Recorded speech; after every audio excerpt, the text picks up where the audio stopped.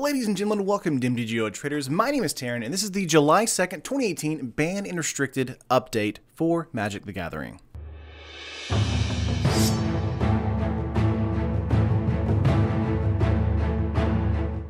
So, will Goblin Chainwhirler get the ban hammer? Let's look at the actual list here and see what happens.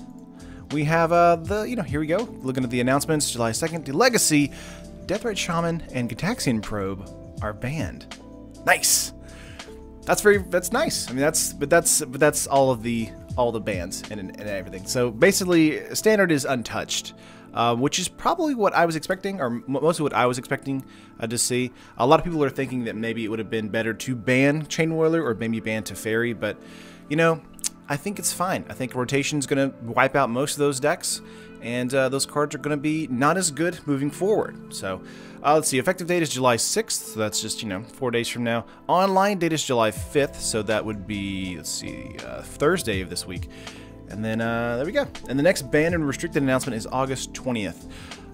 We can kind of go through these for a second. I do want to go down here to the spicy one, which is Standard, which is in light of community discussion and ban and restricted changes made earlier this year, we'd like to take this opportunity to provide an update to Standard. Throughout the Dominaria season, we've seen quite an evolution of the Standard environment over time, and we're generally happy with how the format has been progressing. Early in the season, Grixis Energy decks rose to popularity, followed by blue-white control deck variants, and then white-black vehicles. Black-red decks have had breakout performances at Grand Prix Birmingham and Pro Tour Dominaria, which were then attacked by a resurgence in low-to-the-ground aggressive mono-red decks. Since then, we've continued to see the metagame adjust. While mono-red and black-red decks are the most popular decks on Magic Online, their win rates are in a normal and healthy range. Throughout the past several weeks, mono-red has had a 49.9% non-mirror match win rate, and black-red has had 51 to 52% win rate, depending on the variant. Both decks have had strengths and weaknesses against the other top decks, with, for example, blue-black midrange being effective against mono-red, and white-blue gift a slight favorite against black-red decks. Those decks in turn have weaknesses and so on. We saw the effect in Grand Prix Pittsburgh and Singapore, but where blue-black midrange and white-blue decks, gift decks, returned to the top 8 competition. And then, like right below here, you have like the win rates. So they have a really nice kind of like setup here with showing all the non-mirror win rates. So Hazard Red is 49.9, Black Red Aggo 51.9. And I believe that's the highest out of all of these. But you kind of see here that it's really diverse, really broken up. You have Esper Control, Blue-Black Midrange, Green-Black Snake, White-Blue Control, and then Black-Red Midrange again. So 3, basically the same deck up here. White-Blue Flash, White-Green Midrange is the deck. That's nice. White-Blue Gift, White-Black Aggro, and then Blue-Green Steel Leaf, and then Black-Green Steel Leaf. So super interesting. This is actually Black-Green Steel Leaf Champion is the highest win rate, I believe, here out of everything, but is not seeing that much popularity as far as play right now. A lot of if you talk about it and you see it on Pro Tours and stuff like that, like Mono Red, it's going to see a lot of play online in testing and stuff like that, and especially in tournament play. So I like that this is a really nice breakdown, and going forward, hopefully we'll see, once rotation happens, you'll see this become even more diverse, thanks to basically half the deck of Mono Red just being able to be cycled out, or rotating out.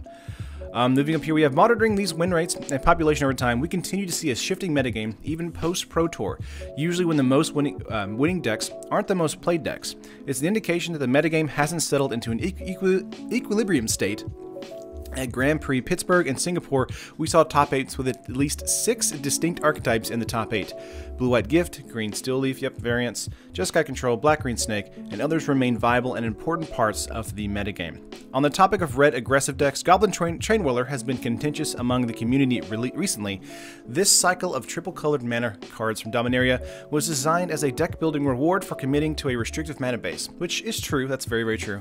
The catch is that Mono Red was already one of the better decks coming into Dominaria, so there isn't much of a concession made playing a Goblin Chainwhirler. Yeah, so there was no downside to playing Goblin Chainwhirler, even though it was triple red.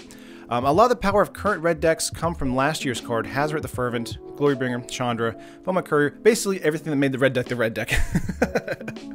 Yeah, but this, you know, once the rotation happens, this will be less important. Yeah, this in turn will open up more space in the metagame for decks that use 1 toughness creatures.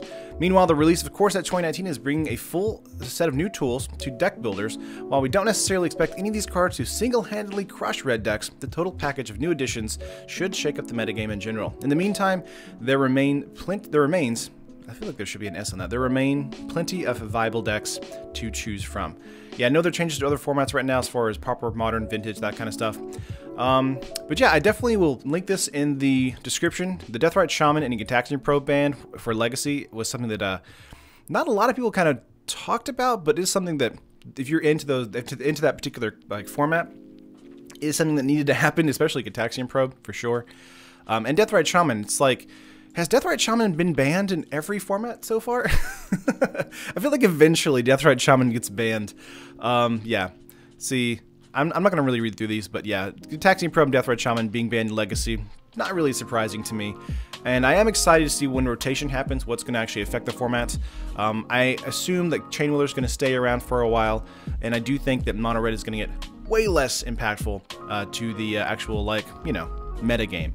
But yeah, see you guys on August 20th for the next ban and restricted announcement. If you like this video, like it, subscribe to the channel if you haven't already, and you know, make sure to stick around for more deck techs and reviews and all that kind of stuff and discussion on this channel in the future. Love you guys, and I will see you in the next video. Peace.